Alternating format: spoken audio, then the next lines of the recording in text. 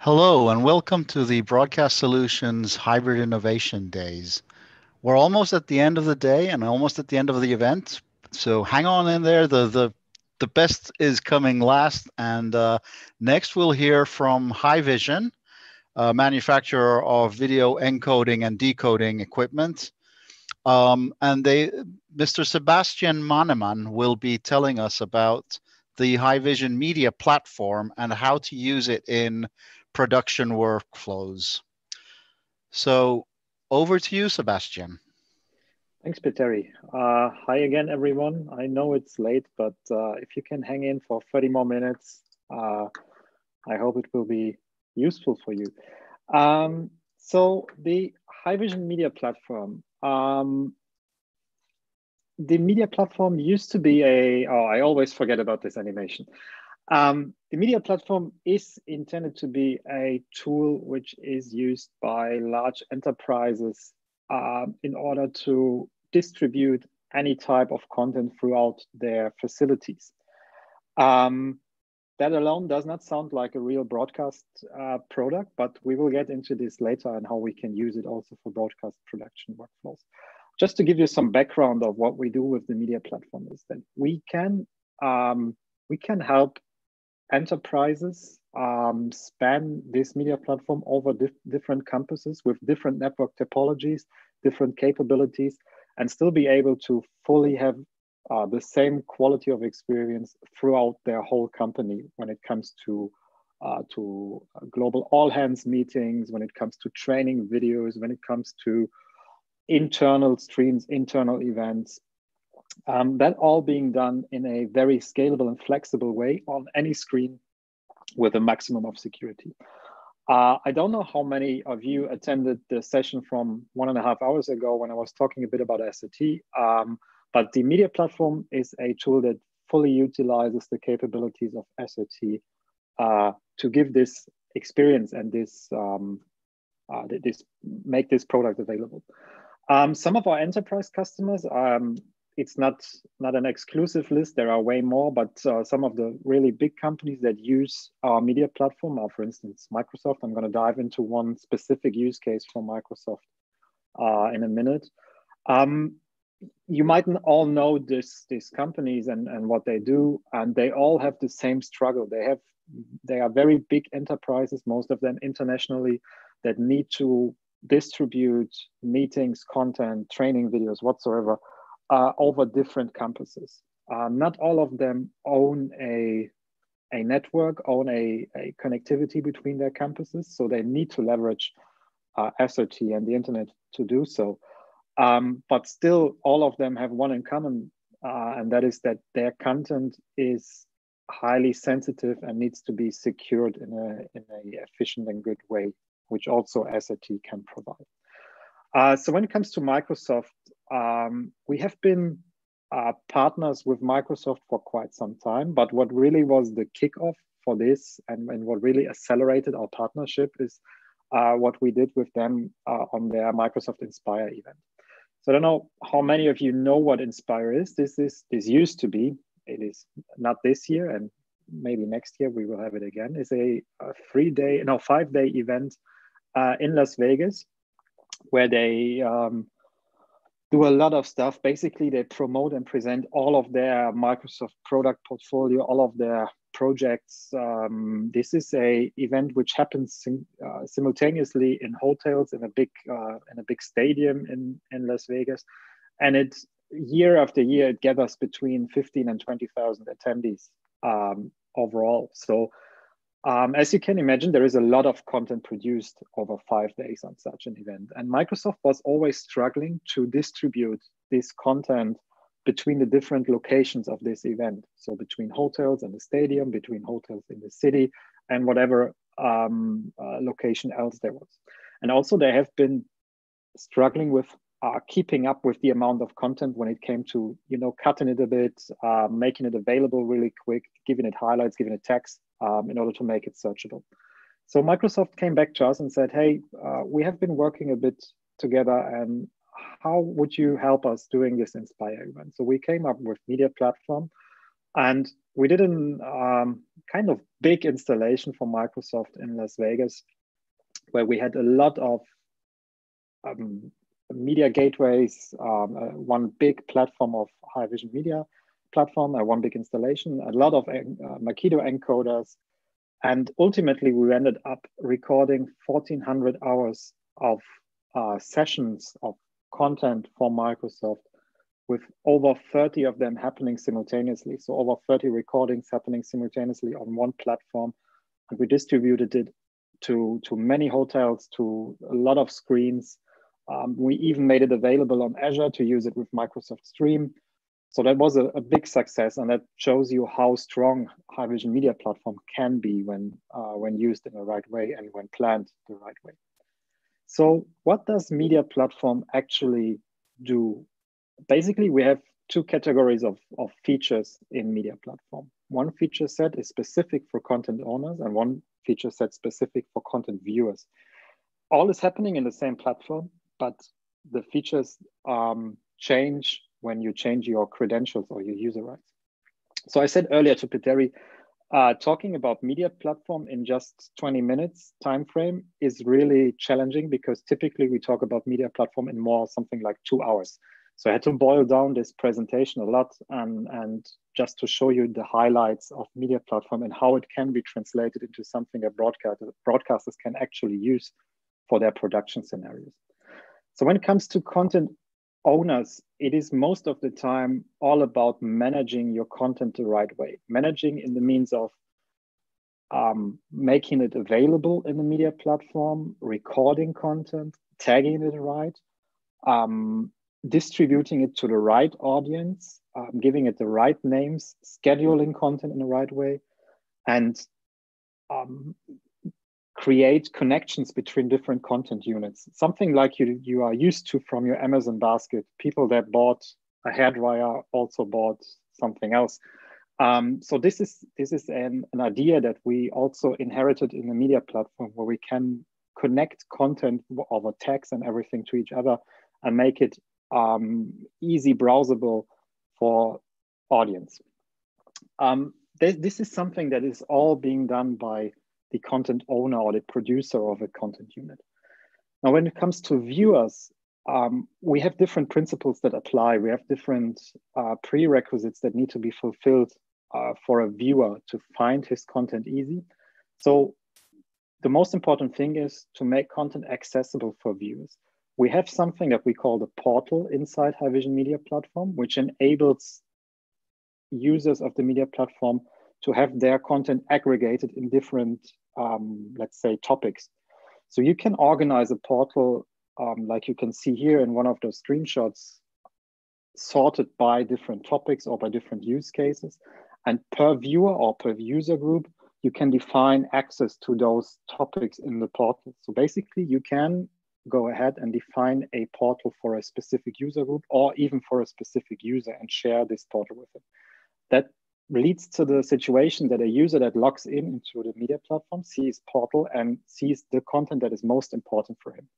Now, if we translate this, for instance, to a broadcast production workflow, we have had cases in the near past where productions were intended to happen, but due to the current situation we are living in, the production company decided to not ship so many people on site and to have people sitting at home or in their offices and browsing content and making decisions on what to reproduce, what to cut in, what to cut out and stuff like that. And they were using exactly this portal functionality for that. So there were a user group that was called editors, for instance. So they had their editors portal where they could directly see new content that needs to be rated or curated, that needs to be trimmed or downloaded or forwarded to someone else. So editors could make decisions on the content based on what they see in their portal. It was a very quick workflow. It was very easy for them to obtain this content. You don't need to necessarily train people on how to use it. It is very intuitive. So that is the most important thing for a viewer. The second important thing is the content that you're not immediately seeing on your portal, you want to be able to search it, right? So searching by tags, in an intuitive search bar is also a very strong feature of this Media Platform.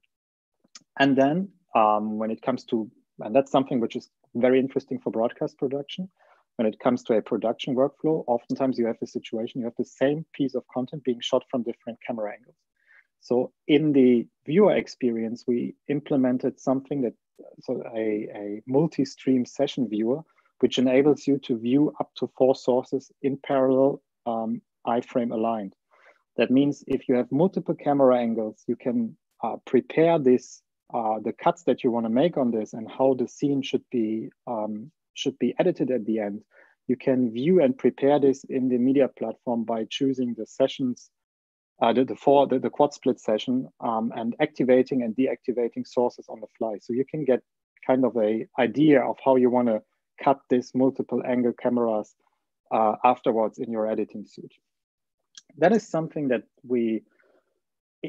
it has been built again for enterprises initially, but especially this quad view thing pretty much applies to broadcast production workflows and is very helpful in there. Another thing for viewers is that you want to have a common viewer experience over platforms, which means that what you can see in your desktop browser should also be what you can see on your tablet or mobile phone, or what you can see on your big screen when connected to a set-top box. What we implemented in there is that we do have different ways of pairing devices with the Haivision Media Platform. The native way to browse is the desktop version of Media Platform. That's where you do all your administration. That's where you you manage your content. You use the player which is in the browser. You can forward content and whatsoever. But you also have the chance to connect or pair a set-top box with the Haivision Media Platform. The set-top boxes are regular OEM boxes that output a HDMI signal. And with the remote control of the set-top box, you will have a similar user experience than you would have on the desktop browser. So you can browse your content library, you can play back a stream, you can fast forward or fast rewind in the stream. That's very useful. Same applies for the Haivision Play Pro app that you can have for your Android or iOS phone. Now, the Haivision Play Pro app can do 2 things. It can be used as a standalone version, so you can just obtain a SRT stream or send an SRT stream, but you can also pair this app with a media platform, and then you would get the same experience that you can have on the set-top box or on the browser. So as you can imagine, that's a lot of content back and forth in the media platform, because the browser is, for instance, playing an HLS or Dash video, while the set-top box is not playing HLS and Dash, but playing a SRT stream. So does the Play Pro app.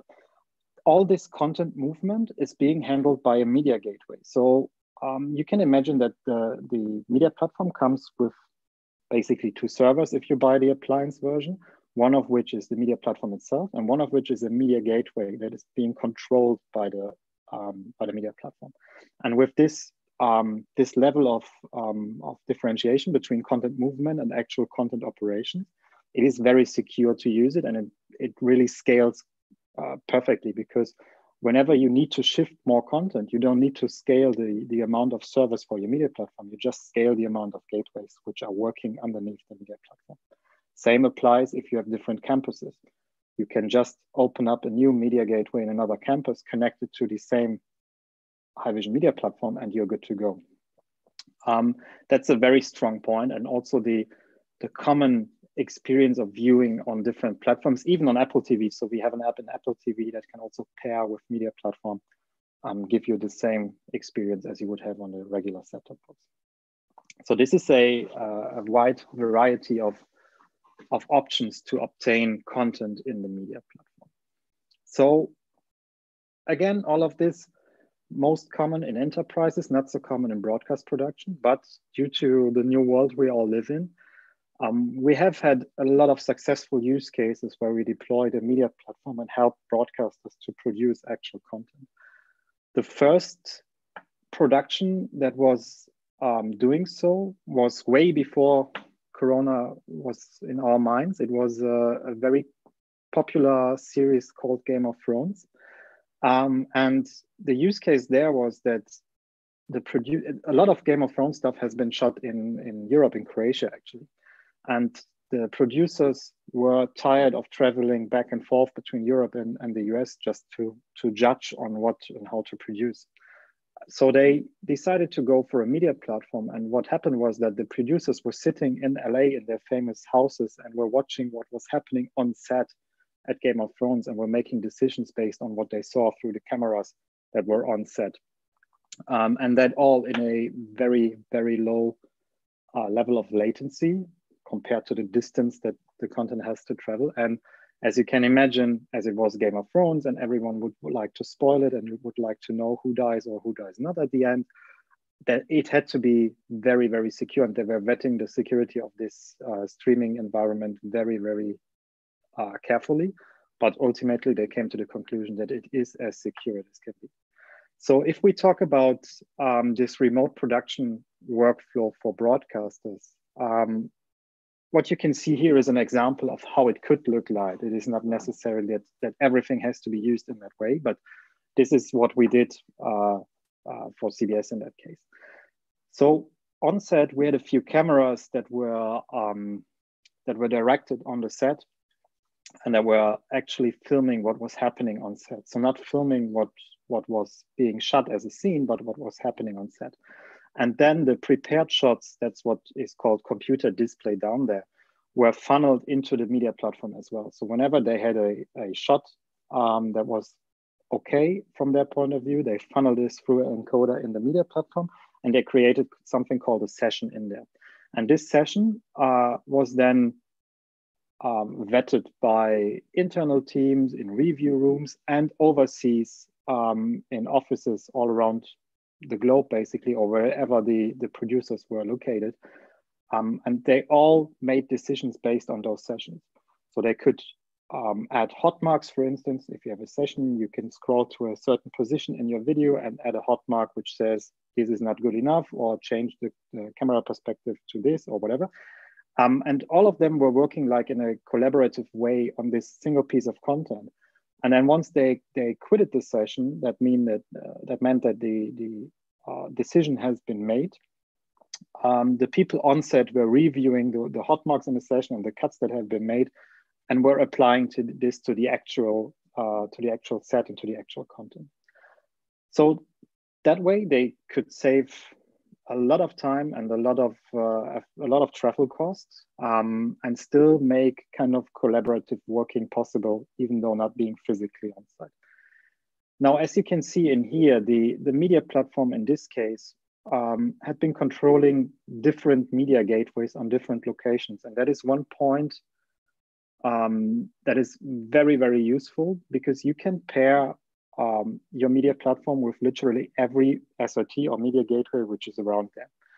It just has to have a UDP-based connection. And then you can define per location, one location represents one SRT gateway. You can define per location how content should be played out.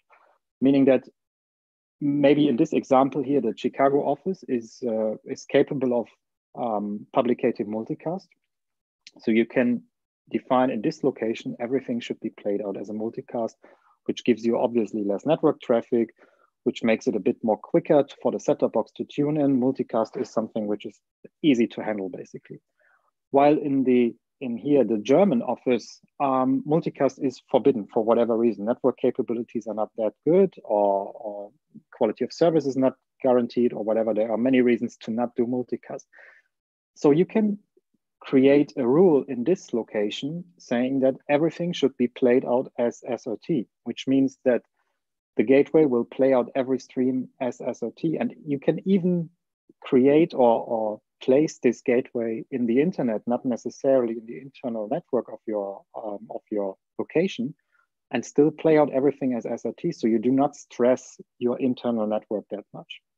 So this gives you a lot of flexibility, a lot of options to play around with, and everything will reflect perfectly the capabilities of your internal or of your company's network.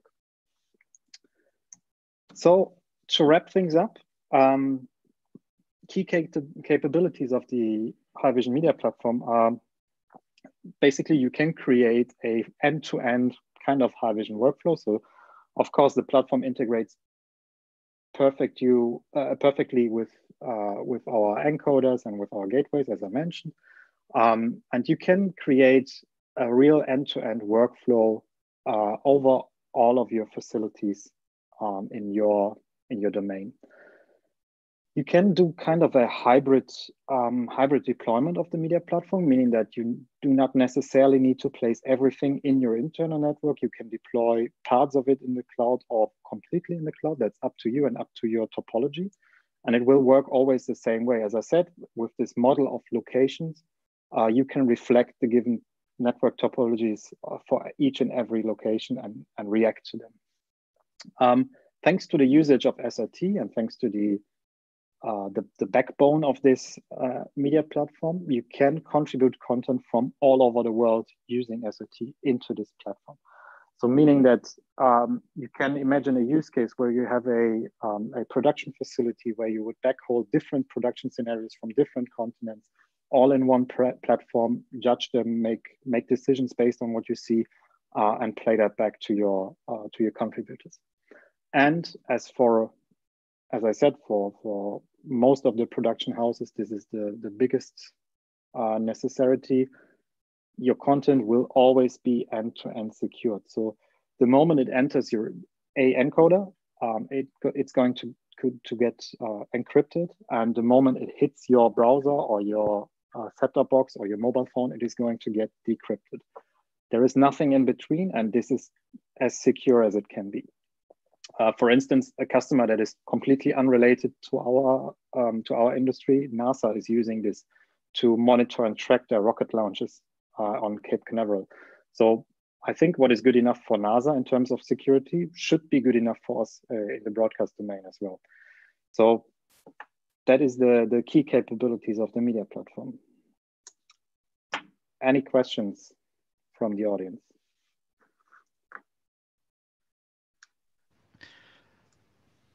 So thank you, Sebastian. I'm just checking for questions, and there is one which, so for many broadcasters, redundancy is very, very important to, having 1 + 1 or n + 1 chains to make sure that if something goes wrong, the production can still continue. So can you perhaps elaborate a bit on redundancy, please? Sure.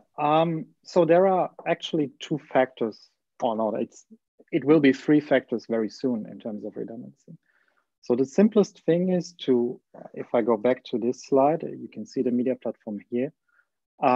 We can deploy a media platform in a high availability cluster mode, which means that rather than one server, a physical instance of media platform, you would have 3 of them, meaning that this HA cluster will always have the ability to cover an outage of either one of the servers. They will all stay in sync. They will have a voting mechanism where always 2 votes are needed to make a decision on the platform. So that's a typical HA model for the media platform itself. Now, when it comes to the content operations, as I said during the presentation, you can have as many SRT gateways as you want being controlled by one media platform or by a cluster of media platforms. That means that you can have redundant routes being created, that you can fail over routes in the minute one media gateway goes down. That are 2 things which, let's say, the physical redundancy of the equipment. The third thing is, and that's something that I mentioned in the SRT session a few minutes ago, is that we are, not we as Haivision, we as SRT Alliance are aiming on having protocol layer redundancy inside SRT pretty soon. And that is also something which is going to be inherited in the media platform to create even an additional layer of redundancy for the content distribution and contribution. So I think you can make it as redundant as it can be.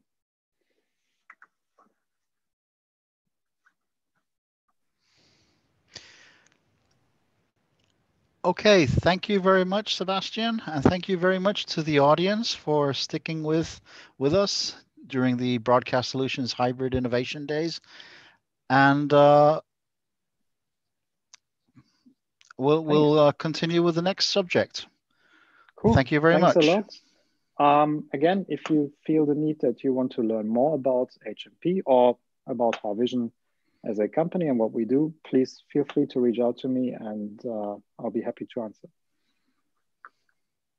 Thank you.